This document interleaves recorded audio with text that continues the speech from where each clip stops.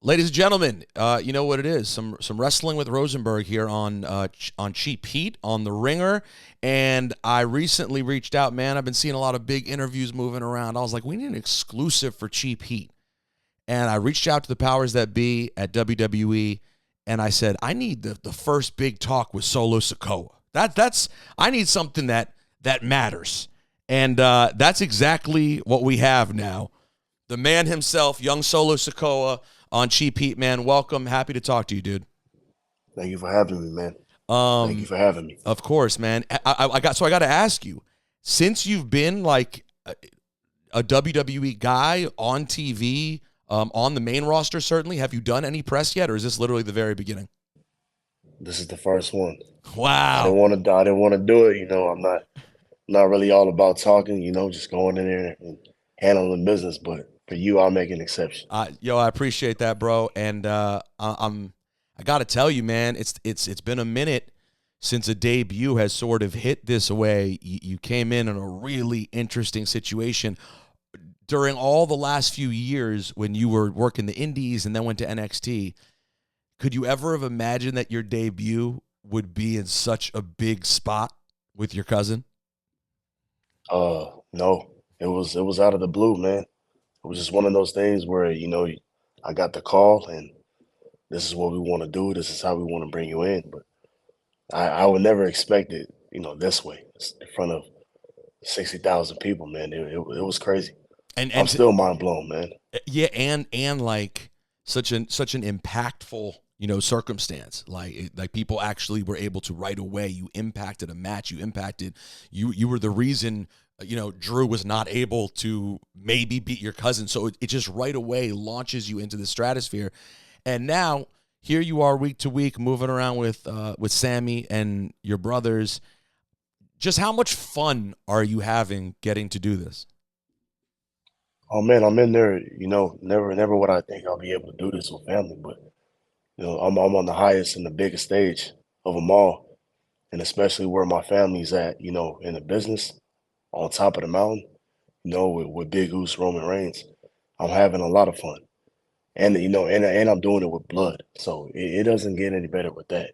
And when I talk about blood, I also mean Sami Zayn too, because he's the honorary use and everything. So yeah, man, it's pretty cool moving in there with my family. Um, okay, so let's just start at the beginning. What is the age difference with you and your brothers? I think 8, 9 years. So you're truly the baby of the bunch. Yeah, I'm the younger, bigger brother, You're the the young. baby brother. And so at what stage, like you being 8 or 9 years younger, that's a significant age difference. At what point did you start getting in on the play wrestling with them and wanting to be a part of this thing? Was it from just when you were tiny? Oh yeah, man, it's always been. I feel like it's always been inside of me, wanted to give wrestling a try, but it's always been around. It's in our blood, man. Like you can't teach this. So I feel like no matter what I would have done growing up, I feel like I've always would have came back to wrestling, and now look at us now. So do you have memories? Do you have early memories of your dad? You were born in 93. So your dad is absolutely on top of the world when you're like 7, 8 years old. What are your earliest memories of seeing Rikishi? I remember a night before school, I seen my dad debut with his blonde hair, and I was like, and I remember everybody, my uncles and my aunties and my mom and my brothers, we were all sitting there, and they were crowding the TV. I'm like, man, watch out! Like, what's going on? And I see my dad. Not only I see my dad, but I see my dad in the underwear and in the blonde hair, and I'm like, I just seen him yesterday. Like, he didn't look like that, and then I knew from that point on, man, it took off, man. I was like, wow, that's dad. That's crazy. And what about the experience of moving around? I mean, wrestling's so hot at that time. It was really the second sort of coming of WWE in a lot of ways in that era, ushered in by Rocky and Austin and everyone. Your dad though was a guy who really had a run at the top of the card, man. Like he's a really interesting sort of wrestling career when you think about it, because he did a lot of different things and then eventually really found a spot as a big, high profile name. How crazy was it just like being a kid with people seeing your dad? He's a pretty recognizable fellow. Yeah, well, just like what you said, it took him a while to find that spot in the WWE, but I think when he found himself as Rikishi, he had already been through like five different characters at the time. Mm. So, like the Sultan, the Head Shrinkers, Fatu, and then so forth. But when Rikishi took off, that's when I was like, yeah, people are gonna recognize him because he's a big small guy, and with blonde hair, there's not many big smalls with blonde hair, and we all know he had a big ass, so that's how people. It's hard to miss, man. You big ass blonde hair and a big small guy. Yeah, everywhere he went, man, people knew who he was. I mean, listen, if someone said they were at the club and they saw someone with a big ass and blonde hair, the last thing they'd be Blonde hair picturing is Rikishi. is Rikishi. Yeah, man. So, yeah, that's how I knew, man. He was gonna get seen wherever he went. So, what are your other early memories of being around the business? Did your dad bring you to work ever as a little kid? Do you remember being backstage and meeting, other legends in the game? Yeah, man. I was on the road with him more than I was in school. Wow. I was yeah. That's all I can remember as early days. With him being in the business, I was always backstage with him. I met all the guys growing up. I met Taker, Triple H, Rock, Stone Cold, Lesnar. You name it, man. I had a couple of birthdays, man, in WrestleMania. I think it was like WrestleMania 16, 17, and like I was always going to pay-per-views. Like I said, man, I went to wrestling shows more than I went to school. So So this was always destiny. Like I know you played football at some point, but were you ever super serious about football, or did you always know it was going to be this? I was super serious about football because I knew wrestling was always going to be there. Wrestling was always going to be there no matter what I or my brothers did. Because we always had that to fall back on. But I really wanted to pursue football as a plan A. Because none of my family really made it to football. I wanted to go play football in the NFL, and then once that wasn't working out, man, I was like, well, let me get this wrestling thing a try. Let me Hmm. get this wrestling thing a shot. Let me step in the family business. And then, man, once I did, like, I fell in love with it. Like, I was already in love with wrestling, man, but like once I really got down, to knowing how the business works and how everything is, man, it just I knew I can be good at this. And it, like I said, man, it's in our blood, man. Like I'm not gonna run away from it. And then next thing you know, took off. And it's fascinating. I love seeing second and third generation superstars because I mean the fact is 9 times out of 10 if not more, you guys always have this natural ability that just appears to be sort of different. It's one of the things that I think really is why Randy Orton became Randy Orton so quickly. Like you could see that even when he was young and his work ethic probably wasn't the best, the natural ability was A so natural. strong. So did you realize quickly in the ring that from like a physical standpoint, you understood how to do this? Because you look for a kid who just got on a TV in a real way, you look like a vet. You look like you already know and you're comfortable in that ring. How did you realize that this was like, oh, I can do this. I can physically do this.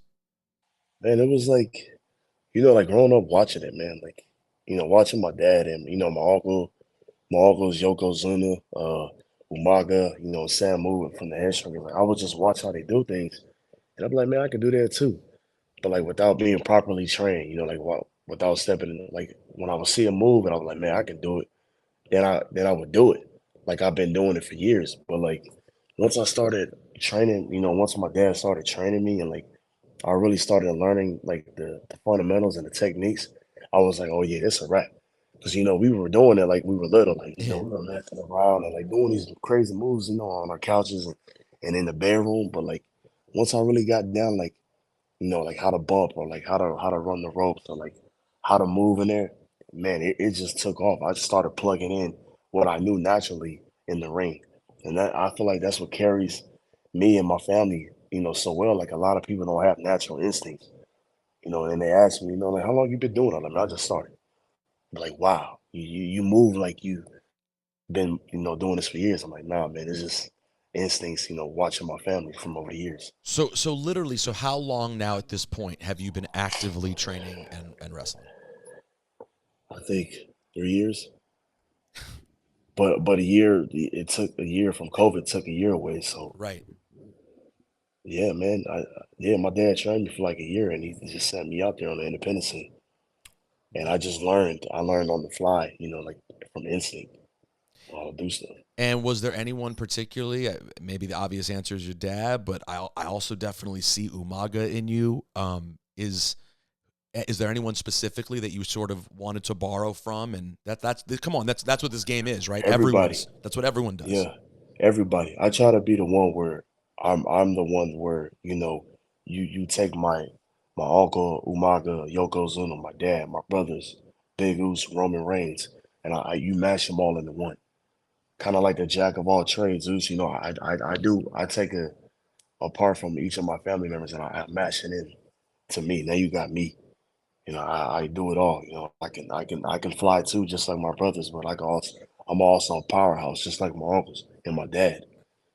So I mean, I, listen, I bro, like that as my style. I'm that's a good all into one. it's a good style, man. It's the reason that when we've been talking about you over the last month, and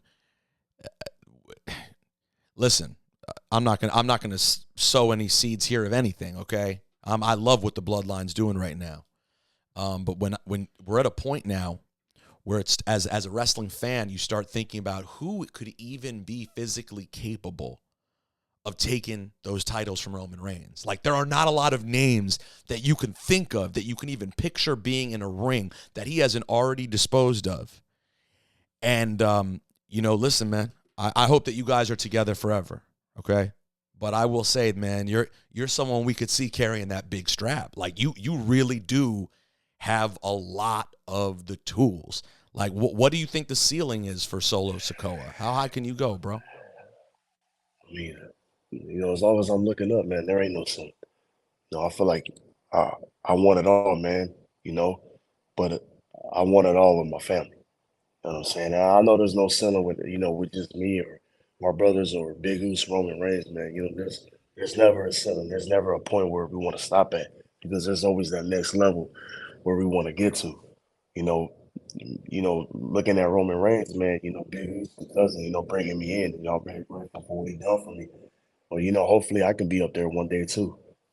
You know what I'm saying? Do you ever have moments when you like notice how hard Sami Zayn is dancing and and almost crack on TV? Because to me, everything's entertaining, but the Sammy dancing on the way out has me rolling. There was a couple of times. Sammy's like that little brother where he's the loud brother, and he's dancing all over the place. But when he bumps into trouble, he runs back to his older brothers for help. I feel like Sammy's he's like that. But like I said, man, he's one of those characters, man, where it's very one in a million Oh to yeah. have him around you, and he's in the bloodline, so it doesn't get no better than that, man. And he takes it really seriously too. Like, he's a craftsman when it comes to talking, when it comes to in ring. Like, he cares. Do all of the guys, including Sammy, pull you aside and give you advice on a regular basis? Yeah, there be some times where other people do pull me aside, but I feel like my brothers and Roman and Sammy already do that enough. So they wouldn't need to. But I feel like and I'm blessed to have, these four guys around me, Sammy, Roman, and my brothers, man, because they're always giving me feedback on everything. And like for me, just coming up and just starting, man, like I'm very blessed and lucky to have that. Because back in the days or now, a lot of guys wouldn't do that. You know what I mean? So I can tell, like, all four of them, they care about me and they want to see me succeed, man. But Sammy is one of those guys where he's a student of the game, like really knows his stuff. And when he talks to me, man, I'm all eyes and ears. So then I gotta ask about Big Oos. the relationship with Roman. First of all, how close were you with Roman growing up? Because again, like your brothers, he's even slightly older. So like he's what 10 years older than you. I think he's yes, something like that. So yeah, how close were 10, you 10 guys as 9 years. kids? Man, seeing Roman at Cardiff, I haven't seen him for like over 20 years. But I haven't, we really weren't close, but he was always around at our house playing with my brothers, because they were the same age and I was way, way younger than them. But he was always around our house. But I think now coming into the business, I'm starting to get close with him. Even though the age gap is there, I'm really starting to get close with him, man, because I mean, it's Big Goose Roman Reigns, you know what I'm saying? He's been running this game for a while now.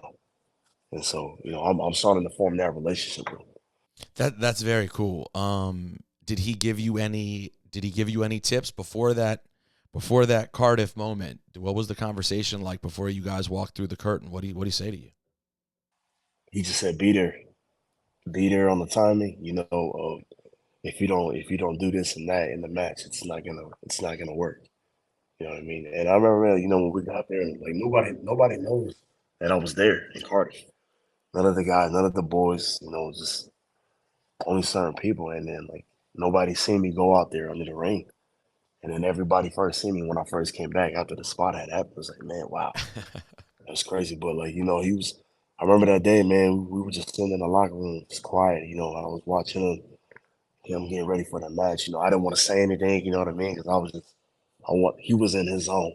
I was in my zone. I know what I needed to do. He know what he needed to do, and he was just like, man, I just need you to be here. I need you to execute this at this time, and I did, man, and and I did, and it blew the roof off the place. And did he tell you afterwards? Did he tell you that you nailed it afterwards? He just gave me that nod, good job. That What was it. what about the new boss, Triple H? Have you gotten to have any good conversations and build it all? Again, you talk about people who know this business and it's in them, man. There may be nobody better than Triple H. Man, going to Cardiff, that was my first time meeting him. Because at the time that he was down in NXT, right? And like when he signs new people to NXT, he'll take a picture with him. Right. I think like a week before, man, we was getting ready to take a picture with him. He had some differences and something that happened, but that was my first time meeting him, man. He brought me in the office. He goes, "Hey, man, welcome to Cardiff. You know what I'm saying? This is your call up, right?" I was like, "No, I didn't." He goes, "Yeah, this is your call up, man. It's SmackDown. So welcome. You know what you're doing today?"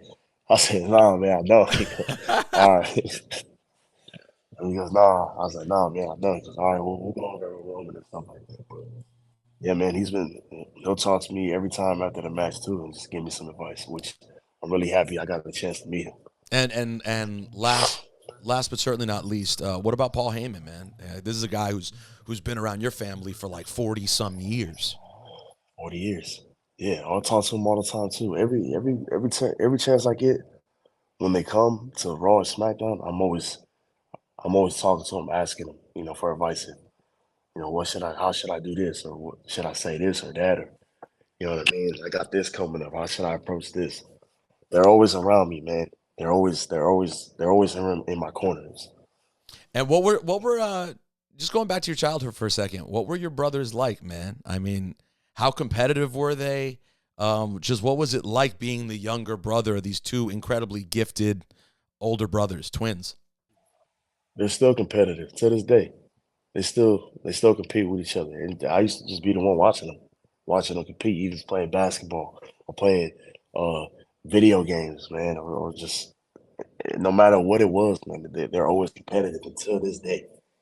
And like me being now, you know what I mean, like watching them as grown ups, I still watch them go back and forth at each other. Like I'm still in the middle watching. Uh, Crazy. um, anyone in the locker room that you really like, fantasy book for yourself that you're like, oh man, I'd love to have a story with this one or a match with that one. Oh, I mean, one of them was, man. It was my debut was with Drew. That was cool. That was cool. I didn't know I was going into that, man, when I got brought up. But I think Drew McIntyre, man, Rey Mysterio, most definitely. He's been a family friend of ours for a very, very long time. Yeah. And then, man, I don't know. Hopefully down the road against my brothers, something like that. That'll be cool. Listen, I love that. I told your brother straight up. I want to see. I want to see the brothers. I want to see your brothers one on one at WrestleMania one day. I want all of it. There's so many opportunities there that are super exciting to think about. But man, Drew is quite a way to start out. I mean, that's a guy who's what was it like being in the ring with Drew McIntyre? He's a pro, man. He's been in the game for over 20 years, I think, too. And me being in there with a guy like him, man, I was just happy to be in there, because I learned so much, with guys like that have been around the game, and then me just coming up from NXT, man, it's a whole different pace. It's a whole different ball game, from NXT to the main roster. Have And I you? feel like, No, keep going. if you could catch on and switch how you was in NXT to the main roster, I think, you'll fit in just fine. Um, you mentioned being family friends with Rey Mysterio forever. Have you known Dominic for a long time? Man, I met him, because I'm way older than him. I met him. It was at a WrestleMania, I think in Dallas. He was young, man. Him and his sister.